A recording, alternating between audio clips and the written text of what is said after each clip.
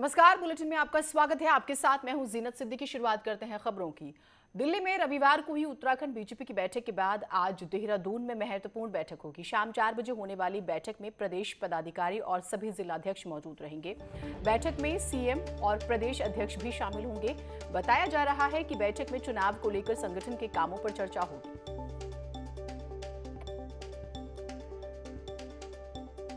तो बेहद ही महत्वपूर्ण ये बैठक, आपने देखा कल दिल्ली में किस तरह से मीटिंग होती है और उसके बाद आज जो है हम उत्तराखंड का जिक्र कर रहे हैं, देहरादून में महत्वपूर्ण बैठक। दीपांकर हमारे साथ, हमारे सहयोगी जुड़े हुए हैं। दीपांकर, अब जिस तरह से तेजी से घटनाक्रम बदल रहा है, ऐसा लग रहा है कि बीजेपी अब चुनावी मोड में आ गई है। क्या आज की जो बैठक होने वाली है उसमें महत्वपूर्ण विषय रह सकते हैं?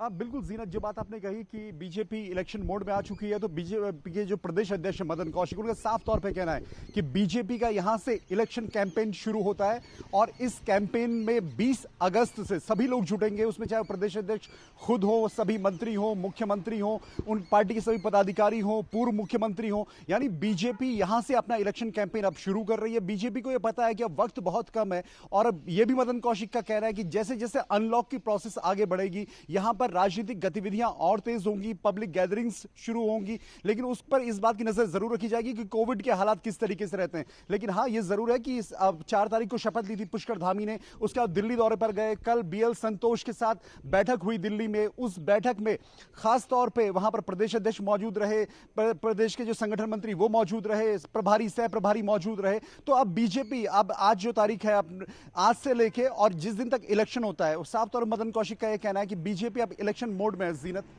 बिल्कुल, तो बीजेपी इलेक्शन मोड में है और ये जो बैठक होने वाली है उसमें यही कुछ विषय रहने वाले हैं। बहुत शुक्रिया दीपांकर आपका तमाम जानकारियों के लिए। हर जानकारी आपको हम देंगे इस बैठक से जुड़ी हुई भी। पुष्कर धामी दिल्ली दौरे पर रहे, इस दौरान उन्होंने कई केंद्रीय मंत्रियों से मुलाकात की। तस्वीरें न्यूज़ 18 ने आपको दिखाई। वहीं न्यूज़ 18 से एक्सक्लूसिव बातचीत में उत्तराखंड के कई मुद्दों पर बेबाक उन्होंने राय भी रखी। धामी ने न्यूज़ 18 से बातचीत में रोजगार को लेकर कहा है कि सरकार जल्द ही 24,000 से ज्यादा नौकरी देगी। सीएम ने बताया कि सरकार लाखों लोगों को स्वरोजगार से जोड़ रही है। बातचीत में ये भी बताते हैं कि कांवड़ यात्रा को लेकर उच्च स्तरीय बातचीत के जरिए हल निकाला जाएगा। उन्होंने बताया कि जानमाल की जिम्मेदारी को देखते हुए ही कोई फैसला लिया जाएगा। सर, एक सवाल है कि आप आते ही आपने कहा कि 22,000 नौकरियां का वादा है, तो ये चमत्कार कैसे होगा? नहीं, 22,000 नहीं, 23,600 जो हमारी नौकरियां हैं वो खाली हैं उत्तराखंड के अंदर। इतनी पोस्टें वैकेंट हैं अभी। उसमें से 8,000 लोगों की हम विज्ञप्ति निकालने वाले हैं बहुत जल्दी। और हमने सभी विभागों को पहले ही मंत्रिमंडल की बैठक में, जो मेरे कार्यभार ग्रहण करने के बाद, हमने अपने सभी साथियों से विचार विमर्श मंत्रिमंडल के सहयोगियों के साथ करके हम 24,600 नौकरियां निकालने वाले हैं। ये तो सरकारी नौकरियां हैं। इसके अलावा हमारा प्रयास ये भी है हमारी सरकार का कि हम रोजगार की जगह स्वरोजगार को भी, चूँकि रोजगार सरकारी तो लाखों हजारों में मिल सकता है, लेकिन स्वरोजगार वो हम लाखों की संख्या में देने के लिए भी, उस पर भी हम काम कर रहे हैं। सर, कुंभ पिछले बार था, अब कांवड़ यात्रा होने वाली है, उत्तर प्रदेश ने इजाज़त दी है, इसको लेकर आपकी सरकार क्या सोचती है? देखिए, कांवड़ यात्रा हम केवल उसमें क्या है कि एक होस्ट हैं, यानी कि लोग जल लेने के लिए हरियाणा से, उत्तर प्रदेश से, दिल्ली से, मध्य प्रदेश से वहाँ आते हैं। और ये संख्या कोई लाखों में नहीं है, ये संख्या करोड़ों में है। और ऐसे समय में हमको ध्यान रखना होगा कि चूँकि भगवान भी नहीं चाहेंगे कि ये आस्था और श्रद्धा का विषय है हमारा ये कांवड़ यात्रा, लेकिन भगवान भी नहीं चाहेंगे कि लोगों की जान जाए। इसलिए हमारी पहली प्राथमिकता लोगों की जान बचाने की है। उसको ध्यान में रखते हुए हमारी अधिकारी लेवल की अभी बैठक हो रही है। अगर उच्च स्तरीय बैठक की भी जरूरत पड़ेगी तो हम उसको भी करेंगे। तो ये आपने सुना मुख्यमंत्री को। उत्तराखंड में विधानसभा चुनाव से पहले आम आदमी पार्टी भी सक्रिय हो गई है। बिजली का मुद्दा आम आदमी पार्टी का प्रमुख एजेंडा है। वो जिस भी प्रदेश में जाते हैं बिजली के मुद्दे पर ही बात करते हैं। आज देहरादून आए दिल्ली के सीएम, माफ कीजिए, कल जब सीएम अरविंद केजरीवाल दिल्ली पहुंचे थे तो उन्होंने वहां पर भी फ्री बिजली की बात दोहराई और उत्तराखंड में पुराने बिजली के बिल माफ करने, हर महीने 300 यूनिट मुफ्त बिजली देने और हर घर को 24 घंटे बिजली देने का वादा किया। मुख्यमंत्री बदलने पर बीजेपी सरकार पर भी उन्होंने निशाना साधा। बिजली के क्षेत्र में 4 बातों की गारंटी देके जा रहा हूं। पहली चीज, जैसे दिल्ली में करके दिखाया वैसे ही उत्तराखंड के अंदर हमारी सरकार बनेगी। 300 यूनिट बिजली तक हर परिवार को मुफ्त बिजली दी जाएगी। दिल्ली में 200 यूनिट बिजली मुफ्त मिलती है, 200 से 400 यूनिट के बीच में हाफ मिलती है, हाफ रेट पे। तो यहां पे इसके लिए हमने एक अलग वो कर लिया कि एवरेज करके 300 यूनिट, वो हाफ वाला कॉन्सेप्ट नहीं रखा, 300 यूनिट फ्लैट, 300 यूनिट तक हर परिवार को मुफ्त बिजली दी जाएगी। बीजेपी के राज्यसभा सांसद अनिल बलूनी ने दिल्ली के सीएम अरविंद केजरीवाल पर तंज कसते हुए कहा है कि मुझे उम्मीद थी कि आप देवभूमि में आकर सच बोलेंगे, लेकिन ऐसा नहीं हुआ। बिजली के मुद्दे पर बलूनी ने कहा, केजरीवाल कह रहे हैं कि दिल्ली में बिजली फ्री दी जा रही है, लेकिन फ्री बिजली में surcharge, energy charge, fix charge वसूल किए जा रहे हैं। बलूनी ने मुफ्त पानी, मोहल्ला क्लिनिक और स्कूलों पर भी केजरीवाल पर तंज कसा। लग रहा था देवभूमि में आके शायद आप सच बोल जाएं, लेकिन ऐसा नहीं हुआ। आपने दिल्ली में फ्री बिजली देने की बात की। कृपया आप बताएं कि बिजली फ्री देते हैं तो ये सरचार्ज क्या होता है हर बिल के साथ? ये एनर्जी चार्ज क्या होता है? ये फिक्स चार्ज क्या होता है? इन नामों से आप बिजली का बिल वसूल करते हैं। आपने दिल्ली में पानी देने की बात की। आज दिल्ली देश की राजधानी होने के बावजूद टैंकरों से पानी पिया जा रहा है। आपने मोहल्ला क्लिनिक की बात की थी। कोविड के टाइम पे इनका उजागर हो गया कि मोहल्ला क्लिनिक कैसे चल रहे हैं। आपने दिल्ली में कोई अस्पताल इतने सालों से नहीं खोला। आपने स्कूलों की बात की थी, स्कूलों का पूरा सिस्टम दिल्ली के अंदर फेल हो गया।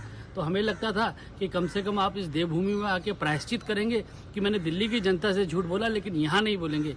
लेकिन आप उत्तराखंड में भी आके इस तरह से असत्य आप बोलें, ये देवभूमि है, यहाँ असत्य बोलने वालों को अस्वीकार किया जाता है। इसलिए केजरीवाल जी, आपके लिए इस उत्तराखंड में राजनीति का कोई स्कोप शायद नहीं बच पाएगा। सीएम पुष्कर सिंह धामी दिल्ली दौरे पर रहे। इस दौरान उन्होंने कई केंद्रीय मंत्रियों से मुलाकात की। रविवार को सीएम राज्यसभा सांसद और बीजेपी के राष्ट्रीय मीडिया प्रभारी अनिल बलूनी से उन्होंने शिष्टाचार मुलाकात भी की।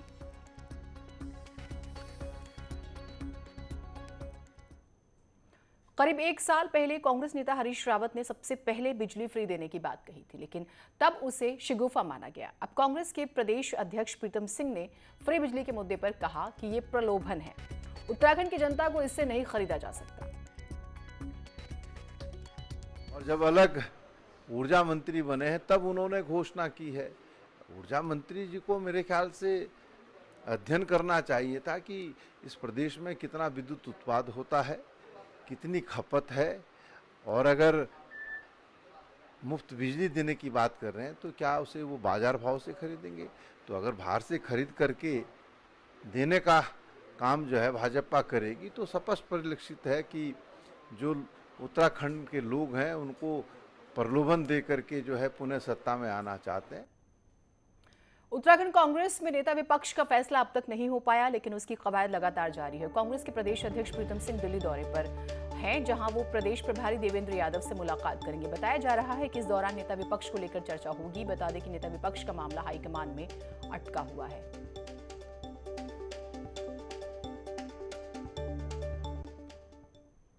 पिथौरागढ़ दौरे पर पहुंचे शिक्षा मंत्री अरविंद पांडे का कहना है कि अभी स्टूडेंट्स के लिए स्कूलों को खोलने की कोई प्लानिंग नहीं है। शिक्षा मंत्री ने बताया कि 12 जुलाई से सभी टीचर स्कूलों में जाएंगे और स्कूलों से ही ऑनलाइन पढ़ाई कराई जाएगी।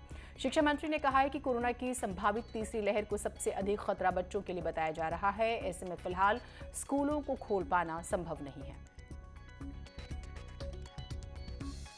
बहुत हमारे जो वैज्ञानिक हैं, डॉक्टर्स हैं, उन सबका कहना है कि तीसरी लहर आ सकती है जो बच्चों को प्रभावित करेगी। तो ऐसे हालात में मुझे लगता है कि स्कूल खोलना बहुत जल्दबाजी हो जाएगा। बच्चों का जीवन बचाना सरकार की पहली प्राथमिकता है। हरिद्वार में कुंभ मेले के दौरान हुआ कोविड टेस्ट फर्जीवाड़े का मामला सामने आया करीब 1 महीना हो चुका है, लेकिन अभी तक मामले की जांच किसी नतीजे पर नहीं पहुंच पाई। कोविड टेस्ट गड़बड़झाला सामने आने के बाद डीएम ने सीडीओ की अध्यक्षता में एक जांच समिति का गठन किया और इसके बाद से जांच जारी है। वहीं डीएम का कहना है कि 1 सप्ताह के भीतर समिति जांच रिपोर्ट सौंपेगी। कोविड टेस्ट फर्जीवाड़ा मामले में एक फर्म और 2 निजी टेस्टिंग लैब पर ज्यादा बिल वसूली के लिए टेस्ट की संख्या बढ़ा चढ़ाकर दिखाने का आरोप लगा है।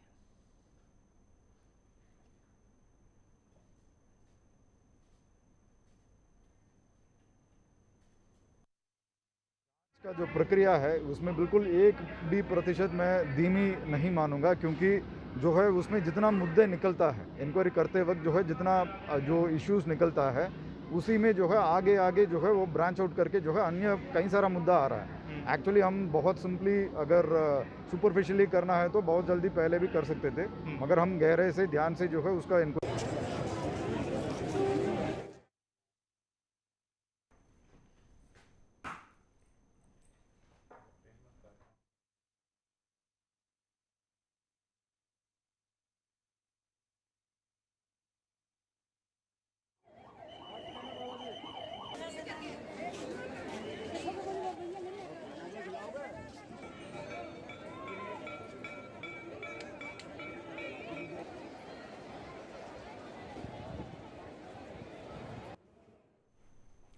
हरिद्वार से खबर है, जहां 2 करोड़ की डकैती मामले का पुलिस ने खुलासा कर दिया है। पुलिस ने गैंग के 3 लोगों को गिरफ्तार किया है, जिनसे 2 लाख रुपए और कुछ ज्वेलरी बरामद हुई है। वहीं अब पुलिस गैंग के सरगना की तलाश कर रही है। गैंग यूपी के बुलंदशहर का बताया जा रहा है। ज्वेलरी के शोरूम में हुई लूट के बाद पुलिस की 10 टीमें लगातार आरोपियों की तलाश कर रही है। बता दें कि हरिद्वार में ज्वेलरी के शोरूम में दिन दहाड़े लूट हुई थी, जिसके बाद पुलिस एक्शन में आई थी।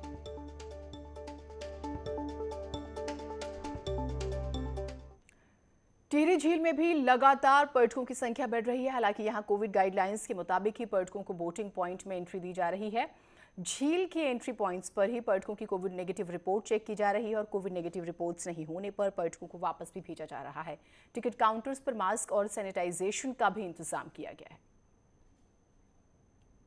रखा है यहाँ पे उनके रिपोर्ट कार्ड के लिए PCR रिपोर्ट मांग रहे हैं उनसे, और उस हिसाब से हम सुरक्षा की दृष्टि से पहले उनको जैकेट बनाएंगे, तभी हम उनको एंट्री करवाएंगे। और दूरी के लिए व्यक्तिगत गोले हमने बनाए हुए हैं, जिस हिसाब से कि लोग डिस्टेंस बना के चलेंगे। निगेटिव रिपोर्ट के RT-PCR की 72 घंटे की निगेटिव रिपोर्ट, बोटिंग में 50% की क्षमता, सभी कोविड-19 के नियमों का अनुपालन करते हुए वो लोग संचालित करें।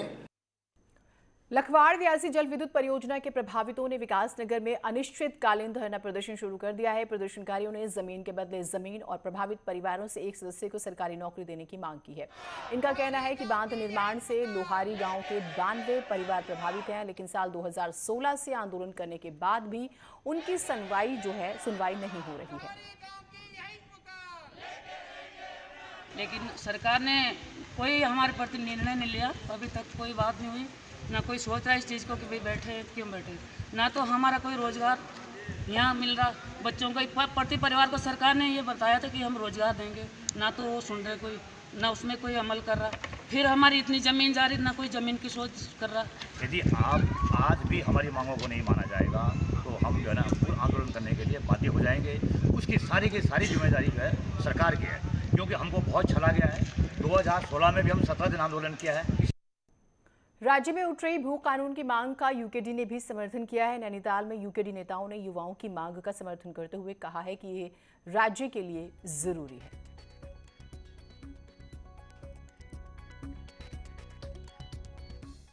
आज इसके लिए बहुत शिद्दत से लड़ाई लड़ने की जरूरत है, जिसको हम उत्तराखंड का आंदोलन एक चुनौती के रूप में लेता है। इसका पूरा हम लोग प्रतिकार करेंगे, आंदोलन करेंगे सख्त।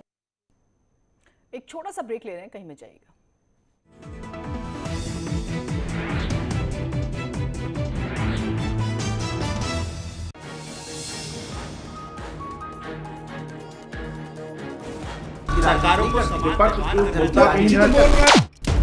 मुद्दा भटका दिया जाए तो शोर बन जाता है। ये बीजेपी की फर्जी वैक्सीन नहीं है ना, ये मान लिया आपने। मुद्दा सलीके से उठाया जाए तो सवाल बन जाता है। पहले टीके को लेकर के डाउट पैदा किया, कहा कि पीएम लगवाओ, अब वो लगवा रहे हैं तो फिर उस पर सवाल उठा रहे हो। ये कैसी राजनीति कर रहे हो? सबसे बड़े सवाल, सबसे बड़ी बहस, महाबहस देखिए सिर्फ न्यूज़ 18 उत्तर प्रदेश उत्तराखंड पर। घरों से शहरों तक की हर पल की हर खबर न्यूज़ 18 के रिपोर्टर पहुंचाते हैं आप तक, ताकि कोरोना के साथ उसके वैक्सीनेशन की भी मिले आपको फास्ट अपडेट। देखिए यूपी एक्सप्रेस 100 सिर्फ न्यूज़ 18 उत्तर प्रदेश उत्तराखंड पर।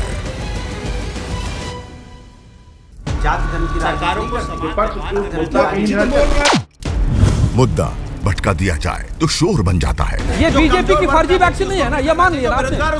मुद्दा सलीके से उठाया जाए तो सवाल बन जाता है। पहले टीके को लेकर के डाउट पैदा किया, कहा कि पीएम लगवाओ, अब वो लगवा रहे हैं तो फिर उस पर सवाल उठा रहे हो, ये कैसी राजनीति कर रहे हो? सबसे बड़े सवाल, सबसे बड़ी बहस, महाबहस देखिए सिर्फ न्यूज़ 18 उत्तर प्रदेश उत्तराखंड पर। घरों से शहरों तक की हर पल की हर खबर न्यूज़ 18 के रिपोर्टर पहुंचाते हैं आप तक, ताकि कोरोना के साथ उसके वैक्सीनेशन की भी मिले आपको फास्ट अपडेट। देखिए यूपी एक्सप्रेस 100 सिर्फ न्यूज़ 18 उत्तर प्रदेश उत्तराखंड पर।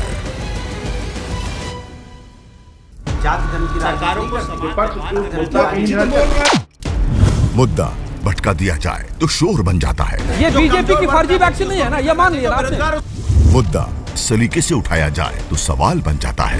पहले टीके को लेकर के डाउट पैदा किया, कहा कि पीएम लगवाओ, अब वो लगवा रहे हैं तो फिर उस पर सवाल उठा रहे हो, ये कैसी राजनीति कर रहे हो? सबसे बड़े सवाल, सबसे बड़ी बहस, महाबहस देखिए सिर्फ न्यूज़ 18 उत्तर प्रदेश उत्तराखंड पर। घरों से शहरों तक की हर पल की हर खबर न्यूज़ 18 के रिपोर्टर पहुंचाते हैं आप तक, ताकि कोरोना के साथ उसके वैक्सीनेशन की भी मिले आपको फास्ट अपडेट। देखिए यूपी एक्सप्रेस 100 सिर्फ न्यूज़ 18 उत्तर प्रदेश उत्तराखंड पर।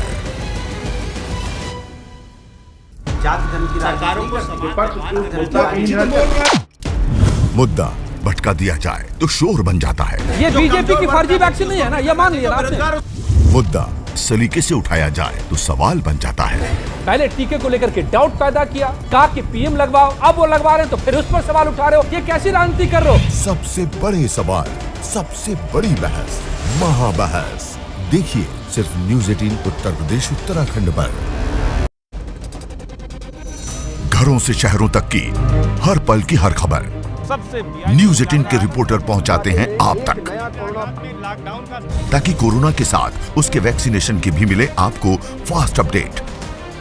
देखिए यूपी एक्सप्रेस 100 सिर्फ न्यूज़ 18 उत्तर प्रदेश उत्तराखंड पर।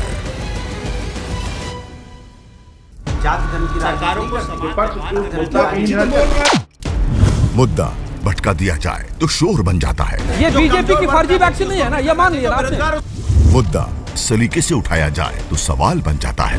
पहले टीके को लेकर के डाउट पैदा किया, कहा कि पीएम लगवाओ, अब वो लगवा रहे हैं तो फिर उस पर सवाल उठा रहे हो, ये कैसी राजनीति कर रहे हो? सबसे बड़े सवाल, सबसे बड़ी बहस, महाबहस देखिए सिर्फ न्यूज़ 18 उत्तर प्रदेश उत्तराखंड पर। घरों से शहरों तक की हर पल की हर खबर न्यूज़ 18 के रिपोर्टर पहुंचाते हैं आप तक, ताकि कोरोना के साथ उसके वैक्सीनेशन की भी मिले आपको फास्ट अपडेट।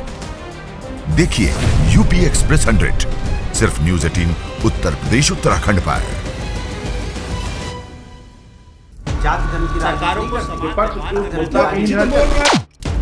मुद्दा भटका दिया जाए तो शोर बन जाता है। ये बीजेपी की फर्जी वैक्सीन नहीं है ना, ये मान लिया आपने। मुद्दा सलीके से उठाया जाए तो सवाल बन जाता है। पहले टीके को लेकर के डाउट पैदा किया, कहा कि पीएम लगवाओ, अब वो लगवा रहे हैं तो फिर उस पर सवाल उठा रहे हो, ये कैसी राजनीति कर रहे हो? सबसे बड़े सवाल, सबसे बड़ी बहस, महाबहस देखिए सिर्फ न्यूज़ 18 उत्तर प्रदेश उत्तराखंड पर।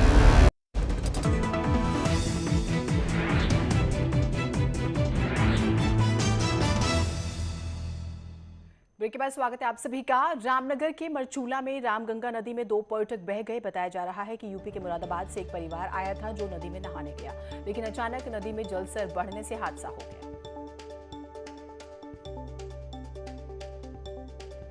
तो ये वीडियो जो है कल सामने आया और आंखों के सामने ही आप देखिए, ये परिवार के जो 2 लोग थे ये बह जाते हैं और वो महिला वहां से चीखती रह जाती है, चाह कर भी कोई मदद नहीं कर पाता।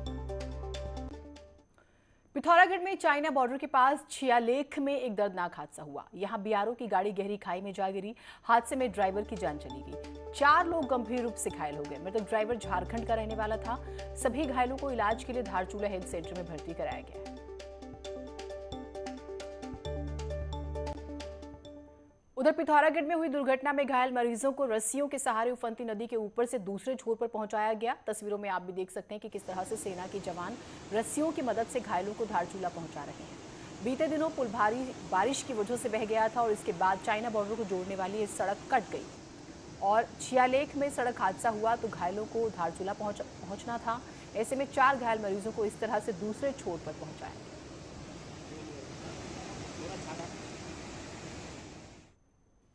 बागेश्वर जिले के कपकोट क्षेत्र के सुमगढ़ गांव में आसमानी आफत बरसी। भूस्खलन से एक मकान जमींदोज हुआ। इसमें एक ही परिवार के 3 लोगों की मौत हो गई।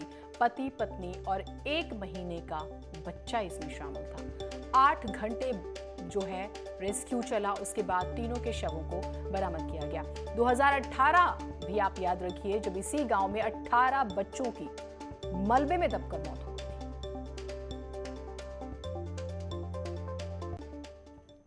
उधर रुद्रप्रयाग में मूसलाधार बारिश से ऋषिकेश बद्रीनाथ राष्ट्रीय राजमार्ग शिवानंदी में 8 घंटे बंद रहा।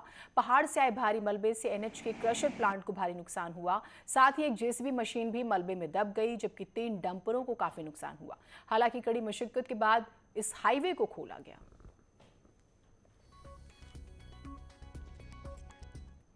तो पहाड़ों में हुई बारिश के बाद विकासनगर में यमुना नदी में गाद जमा हो गई है। इसकी वजह से ढकरानी और ढालीपुर जल विद्युत परियोजना में बिजली उत्पादन ठप हो गया।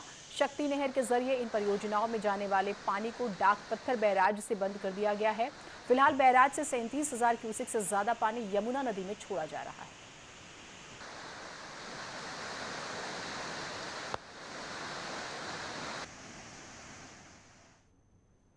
एक छोटा सा